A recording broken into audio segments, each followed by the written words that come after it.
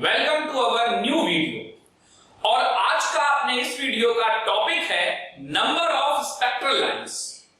अपने को आज वीडियो में यह जानने को मिलेगा कि आखिर हम नंबर ऑफ स्पेक्ट्रल लाइंस कैसे फाइंड आउट करते हैं, फिर चाहे वो किसी पर्टिकुलर ऑर्बिट या पर्टिकुलर रीजन के लिए पूछा जा रहा हो या total number of possible spectral lines. इसे हम मैथमेटिकल तरीके से भी देखेंगे और इसको हम फॉर्मूला बेस्ड भी देखेंगे। तो आज का अपना टॉपिक बहुत इंटरेस्टिंग टॉपिक है, how to find number of spectral lines. Okay, और इस पर बेस्ड मैं आपको सिर्फ एक क्वेश्चन कराऊंगा और उस एक क्वेश्चन से आपको सारी बातें समझ में आ जाएंगी कि आखिर number of spectral lines total कैसे निकालते हैं, नंबर ऑफ स्पेक्ट्रल लाइन किसी पर्टिकुलर रीजन पे कैसे निकालते हैं। तो स्टार्ट करते हैं अपना topic number of spectral lines. तो नंबर ऑफ स्पेक्ट्रल लाइंस कैसे फॉर्म करते हैं, तो आप हेडिंग डाल देंगे possible number of spectral lines. अब ये है क्या, कोई इलेक्ट्रॉन है वो किसी nth एक्साइटेड स्टेट से nth एनर्जी लेवल से ग्राउंड स्टेट तक आ रहा है, nth एनर्जी लेवल से ग्राउंड स्टेट तक आ रहा है। तो total possible number of spectral lines कितनी बन सकती हैं, ये मुझे कैलकुलेट करना है, फॉर्म करना है। तो चलिए देखते हैं। जैसे मैंने यहां पर कुछ एनर्जी लेवल्स बना लूं, ये काम आएंगे मेरे को समझने में। 1 2 3 4 1 2 3 4 5 ऐसे कुछ। ओके, तो ये कुछ एनर्जी लेवल्स बने। अब उसे कहा जा रहा है कि अगर एक इलेक्ट्रॉन है वो डी एक्साइट हो रहा है, डी एक्साइट हो रहा है किसी nth एनर्जी लेवल से ग्राउंड स्टेट तक, तो लिखते हैं ये point, an electron get de-excited from nth energy level to ground state। यहां पर बात हो रही है ग्राउंड स्टेट की। ग्राउंड स्टेट का मतलब landing orbit 1, ground state, then total possible number of spectral lines are, कैसे कैलकुलेट करेंगे total possible number of spectral lines. तो total possible number of spectral lines क्या हो जाएंगी वो मुझे जानना है। तो देखिए इसका फॉर्मूला हो जाएगा NC2। NC2 ये परम्यूटेशन कॉम्बिनेशन में NCR की तरह है। थोड़ा सा मैथ स्टार्ट हो गया, तो नीट वालों को बिल्कुल भी टेंशन लेने की जरूरत नहीं है, उनके लिए दूसरा फॉर्मूला है, उनको भी उससे भी समझ में आएगा। जिनको परम्यूटेशन कॉम्बिनेशन का थोड़ा बहुत आइडिया है तो वो मैं बता दूं, ट्रांजिशन होने के लिए दो एनर्जी लेवल होने चाहिए, यानी कॉम्बिनेशन हर बार किसका बनेगा, दो दो का। ओके, अब ये n दो दो का कॉम्बिनेशन बनेगा, तो इसलिए NCR में मैंने बना दिया NC2। इसका मतलब हो गया किसी nth एनर्जी लेवल से ग्राउंड स्टेट तक आने में। 2 का मतलब ये नहीं हुआ 2 पे आने के, 2 का मतलब हुआ 2 के कॉम्बिनेशन की वजह से। तो किसी nth एनर्जी लेवल से ग्राउंड स्टेट पे आने पर कितने possible number of spectral line बनेगी, तो उसको कैलकुलेट करने का तरीका है NC2। ओके, और ये NC2 होता क्या है, तो NC2 के लिए factorial n upon factorial 2 into factorial n-2 ऐसे चलता है। ये फॉर्मूला हो गया। अच्छा चलिए, ये समझ में नहीं आया तो दूसरा वाला बता देता हूं। दूसरा फॉर्मूला क्या है, दूसरा फॉर्मूला बिल्कुल सिंपल है, n-1/2 लगा दीजिए। चलिए ये लीजिए, total possible number of spectral lines calculate हो गया। तो total possible number of spectral lines calculate हो गया, कितना आया, n-1/2।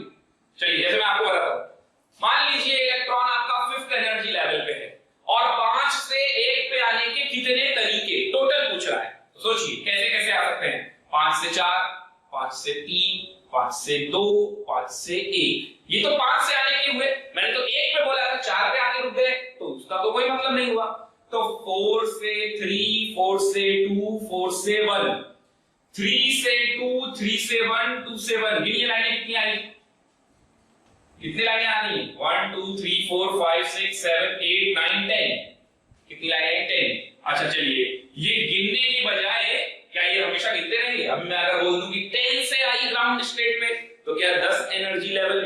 बनाएंगे और फिर गिनेंगे लाइनें तो काम नहीं करेंगे। तो यहां पर आप लगा दीजिए 5c2, 5c2 लगा दिए या इस फॉर्मूले में लगा दीजिए। तो जरा लगाइए 5, तो 5 into 4/2 कितना आया? 10 आया 5c2। अच्छा यहां पर लगा दीजिए फैक्टोरियल का मतलब क्या होता है वो मैं थोड़ा आपको बता दूं। 5c2 कैसे सॉल्व करना है? 5c2 का मतलब हो गया फैक्टोरियल 5 अपॉन फैक्टोरियल 2 और इसका डिफरेंस फैक्टोरियल 3। अब ये फैक्टोरियल का मतलब होता है मल्टीप्लाई करते जाइए जब तक 1 ना आ जाए। तो 5 into 4 और ज्यादा मत कीजिए, फैक्टोरियल 3 ये कट जाएगा नीचे, और फैक्टोरियल 2 का मतलब 2 into 1, तो फैक्टोरियल 3 फैक्टोरियल 3 कैंसिल हो गया और ये कितना आ गया 20/2 यानी 10/9 आ गया। तो इस तरीके से कैलकुलेट करते हैं total number of spectral line. लेकिन ये फॉर्मूला कब वैलिड है?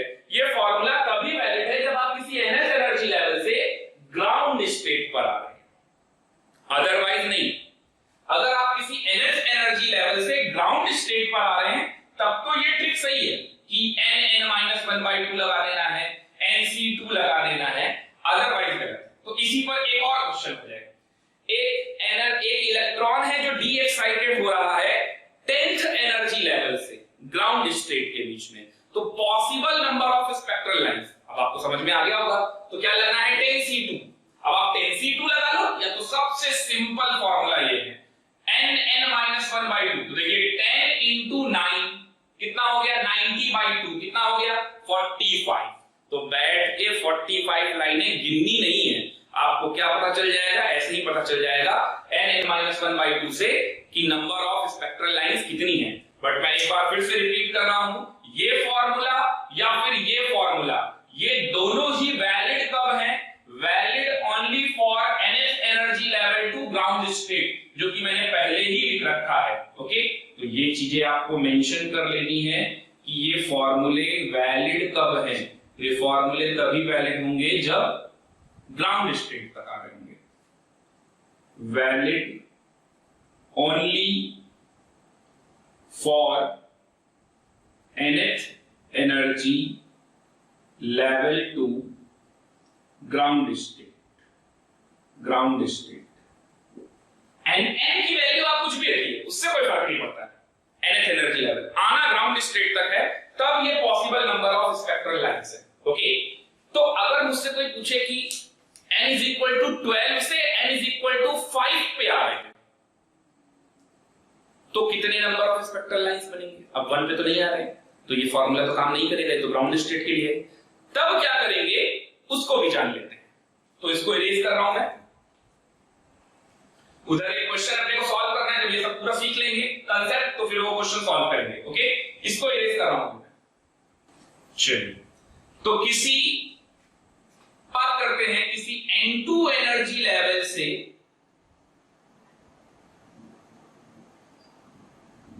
किसी n1 एनर्जी लेवल पे आना है। किसी n2 एनर्जी लेवल से किसी n1 एनर्जी लेवल पे आना है, तो नंबर ऑफ स्पेक्ट्रल लाइन बताइए। n1 की वैल्यू 1 हो भी सकती है और नहीं भी हो सकती है। तब क्या होगा? Total possible number of spectral lines. तब कैसे कैलकुलेट करेंगे? तो फॉर्मूला हो जाएगा n2 minus n1, n2 minus n1 और n2 minus n1 plus 1/2। n2 minus n1 into n2 minus n1 plus 1/2 और n2 माइनस n1 को बोल देते हैं डेल्टा n। तो ये हो जाएगा डेल्टा n प्लस 1/2। फिर ये फॉर्मूला लगाएंगे। ओके, नोट कर लीजिए इस पे। तो ये फॉर्मूला हो गया हमारा total number of spectral lines का। ओके, डेल्टा n प्लस 1/2, जहां पर डेल्टा n क्या है? डेल्टा n है n2 माइनस n1। चलिए, अब क्वेश्चन पे बात आती है कि 12th एनर्जी लेवल से 5th एनर्जी लेवल पे आ रहे हैं। तो 12 n2 हो गया 12 और n1 हो गया 5। तो नंबर ऑफ स्पेक्ट्रल लाइन इनके बीच में क्या होगा? वो डिफरेंस दूसरा n1 तक आ जाए, फिर 1 से 5 तक हटा देते हैं। उन सब में दिमाग नहीं लगाना, आपको सीधा फॉर्मूला लगाना है। ओके, तो अगर 12 से 5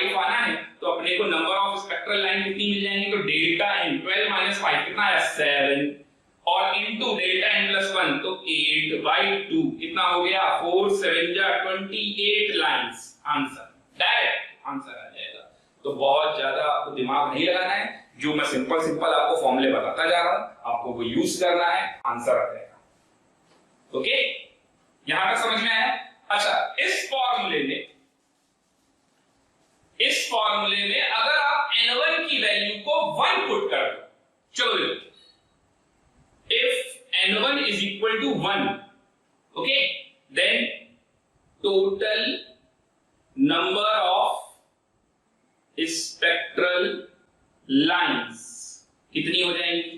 total number of spectral lines तो n2 - 1 और यहां पर n2 को n रख देते हैं, और n1 की जगह 1 तो n - 1 और यहां क्या आ जाएगा n - 1 + 1 और ये आ जाएगा y2। तो ये क्या हो गया n - 1/2, यानी ये वही फॉर्मूला हो गया जो हम पहले पढ़ रहे थे ग्राउंड स्टेट तक के लिए। यानी कि अगर ये ग्राउंड स्टेट वाला फॉर्मूला ना भी याद रखें, ये NC2 ना याद रखें, तो भी अपने को ये फॉर्मूला याद रखना चाहिए डेल्टा n + 1/2।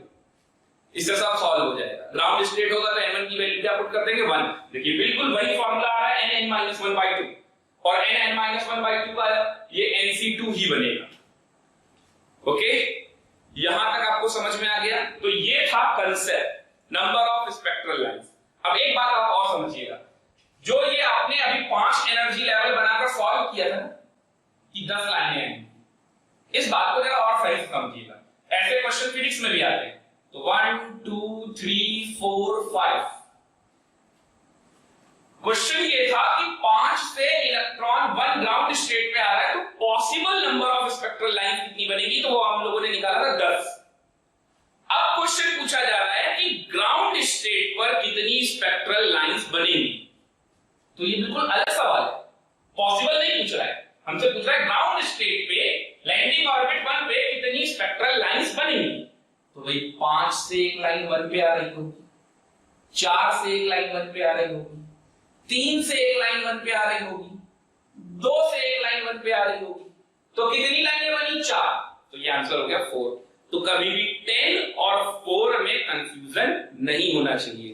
10 कब है इसका आंसर? 5 से एक आ रहा है total number, total possible number of spectral lines वो है 10। 1 पे आने वाली कितनी लाइनें हैं? वो है 4। और ये भी आपको याद नहीं रखना है 1 पर आने वाली लाइनें कितनी होंगी। चलिए इस पर भी बात कर लेते हैं। ओके, तो इसको मैं एरिस कर दे रहा हूं, ग्राउंड स्टेट के लिए है, फॉर ग्राउंड स्टेट, जिसको n-1/2, ये भी फॉर्मूला किसके लिए है? ये फॉर्मूला भी हमारा ग्राउंड स्टेट के लिए है।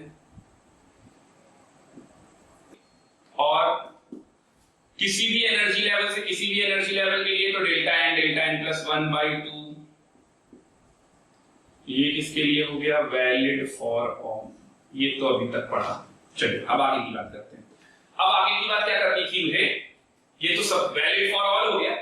अब मुझे बोलना था कि कितनी नंबर ऑफ स्पेक्ट्रल लाइन 1 पर आएंगी। तो number of spectral line form on n = 1, यानी ग्राउंड स्टेट पे आने वाली कितनी लाइनें होंगी। तो ये nth एनर्जी लेवल से 1 पे कितनी लाइनें आएंगी? हमेशा n-1 आएंगी। आप लगा के देख लो, है ना। 6 से ग्राउंड स्टेट आ रही है, तो ग्राउंड स्टेट पे आने वाली कितनी लाइनें बनेंगी? तो 5, 6 - 1, है ना। कौन कौन सी होंगी?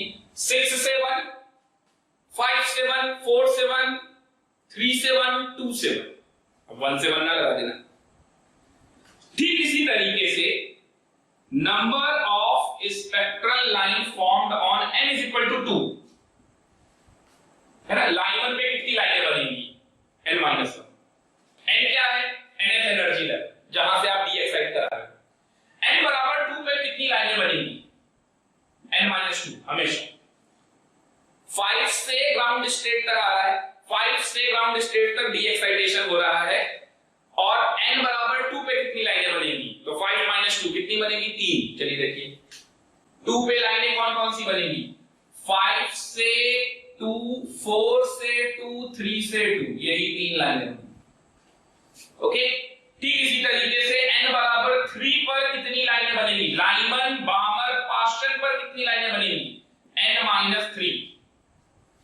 ऐसे ही ये बनती है। ओके, यहां तक समझ में आ गया आपको? चलते हैं नेक्स्ट अब क्वेश्चन पे। तो क्वेश्चन क्या है, नोट करेंगे।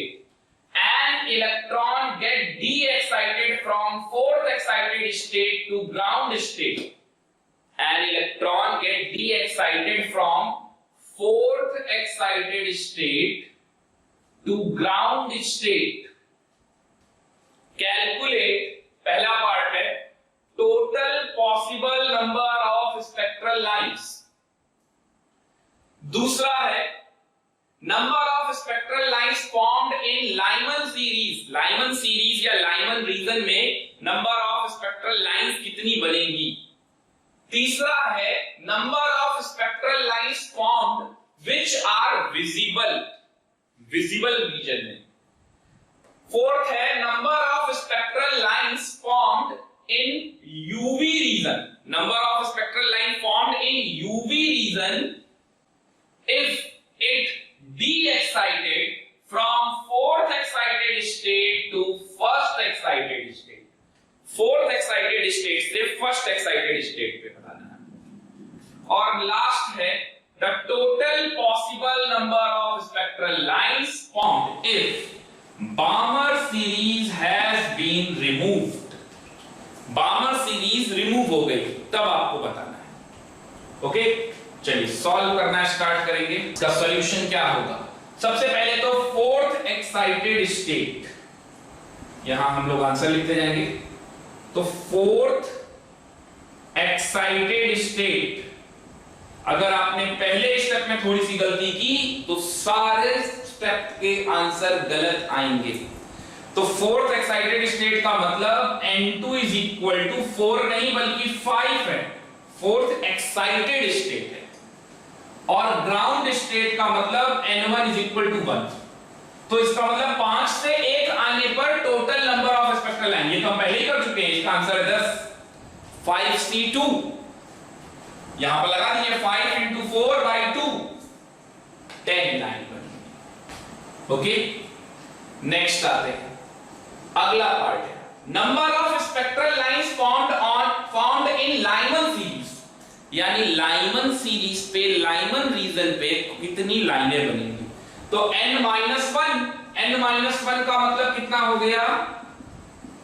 4, 5 minus 1, 4, 4 लाइनें तो बन रही है। देखिए, ओके, थर्ड पार्ट पे आते हैं। थर्ड पार्ट क्या है? Number of spectral lines formed which are visible. ये विजिबल क्या होता है?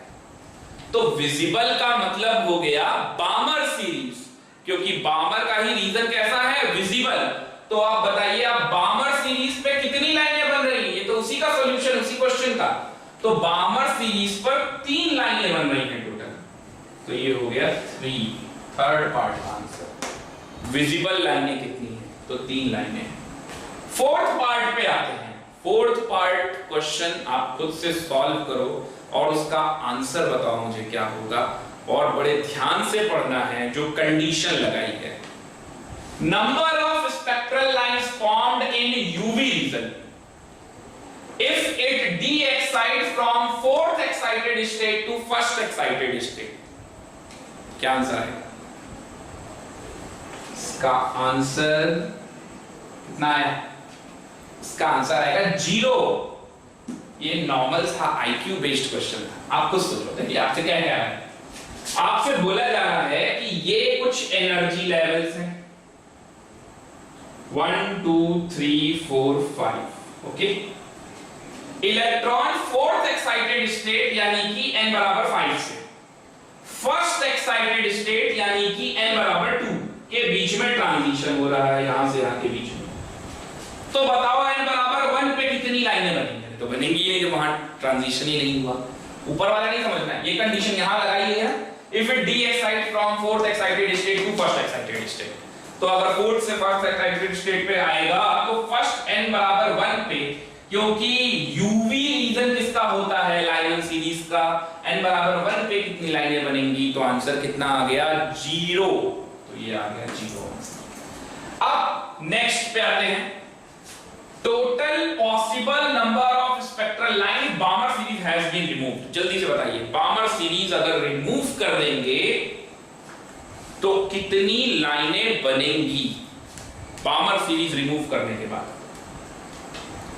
जल्दी से सोचिए, बामर सीरीज रिमूव करने के बाद कितनी लाइनें बनेंगी? बामर सीरीज रिमूव करने के बाद कितनी लाइनें बनेंगी? टोटल लाइनें कितनी बनती थी? 10। चलिए सोचिए, आप मैं ऐसे ही बना रहा हूं कुछ। आंसर आया? आंसर आ गया होगा आपका 7 आंसर आ रहा है।